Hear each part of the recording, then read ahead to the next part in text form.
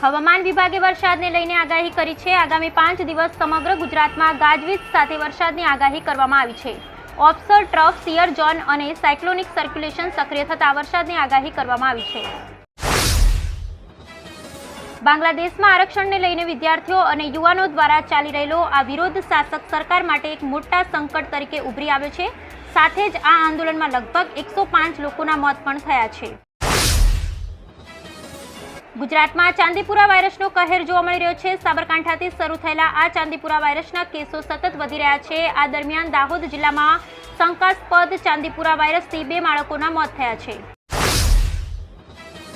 વડોદરા શહેરના ડભોઈ રોડ ખાતે ફાયર બ્રિગેડનું પાણી ભરેલું ટેન્કર રસ્તા વચ્ચે પલટી ખાઈ જતા અકસ્માત થયો હતો, જેમાં ફાયર બ્રિગેડના ટેન્કર ચાલકે એક સ્કૂટર પણ અડફેટે લીધું હતું। જોકે અકસ્માતમાં સ્કૂટર ચાલક યુવતીનું માંડ બચી હતી અને રોડ ઉપર પાણી અને ડીઝલની રેલમછેલ થઈ ગઈ હતી। વાઘોડિયા રોડ પર નારાયણ વિદ્યાલય દિવાલ ધરાશયી થતા ઘાયલ વિદ્યાર્થી સાથે 1400ના જીવ જોખમમાં મૂકી શાળા ચલાવાઈ રહી હતી। આ અંગે શાળાના ટ્રસ્ટી મંડળ અને શાળાના મકાનના માલિકો જાણવા હોવા છતાં વિદ્યાર્થીઓના જીવન સાથે ચેડા કરતા અટક્યા ન હતા। વડોદરાના વાઘોડિયા રોડ ગુરુકુળ 4 રસ્તા પાસે આવેલ શ્રી નારાયણ વિદ્યાલયમાં અચાનક એક ક્લાસરૂમની દિવાલ ધરાશયી થઈ હતી। આથી ચાલુ ક્લાસરૂમમાંથી બેન્ચો સાથે 4 વિદ્યાર્થીઓ 10 ફૂટ નીચે ગ્રાઉન્ડ ફ્લોર પર પટકાયા હતા। ડોલવણ તાલુકાના ધાણી ગામે શ્રી ધાણી દૂધ ઉત્પાદક સહકારી મંડળી લિમિટેડની વાર્ષિક સભા પેટા કાયદાના બંધારણના ભાગરૂપે મંડળીના મકાનમાં યોજાઈ હતી। સભામાં અહેવાલના અનુસંધાનમાં વાર્ષિક હિસાબોનું વાંચન કરી મંજૂર કરાયા હતા। ત્યારબાદ આગામી 5 વર્ષ માટે સભાસદો દ્વારા કમિટીની રચના કરવામાં આવી હતી।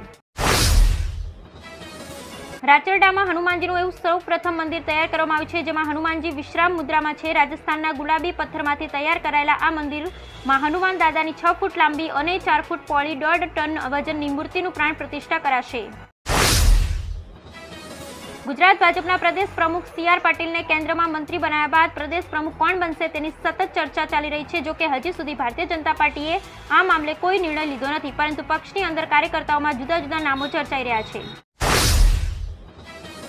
21 જુલાઈના રોજ ગુરુ પૂર્ણિમા નિમિત્તે શહેરમાં કાર્યક્રમો તેમજ પ્રવચનનું આયોજન કરવામાં આવ્યું છે, જેમાં ગાયત્રી પરિવાર, સનાતન સંસ્થા, સ્વામિનારાયણ સહિત વિવિધ સંસ્થા, સમાજ અને મંડળો દ્વારા ગુરુ પૂજન, પાદુકા પૂજન સહિત વિવિધ કાર્યક્રમો યોજવામાં આવશે। તેમજ કીર્તન, આરાધના, સ્વાગત શોભાયાત્રાનું આયોજન કરવામાં આવશે।